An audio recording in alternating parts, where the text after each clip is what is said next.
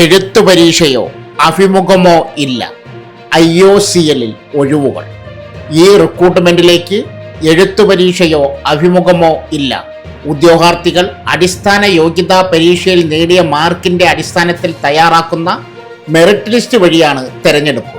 ഉദ്യോഗാർത്ഥികൾ 2 ഘട്ടങ്ങളിലൂടെ ഓൺലൈനായി അപേക്ഷിക്കണം. ഘട്ടം 1 തസ്തികയ്ക്ക് അനുസൃതമായി NAPS അല്ലെങ്കിൽ NATS പോർട്ടലുകളിൽ രജിസ്റ്റർ ചെയ്ത് അതത് റിഫൈനറിയുടെ ഒഴിവുകളിലേക്ക് അപ്ലൈ ചെയ്യുക. ഘട്ടം 2 ഇന്ത്യൻ ഓയിലിൻ്റെ ഔദ്യോഗിക വെബ്സൈറ്റ് സന്ദർശിച്ച് മൈക്രോസോഫ്റ്റ് ഫോം ലിങ്ക് വഴി കൂടുതൽ വിവരങ്ങൾ സമർപ്പിക്കുക.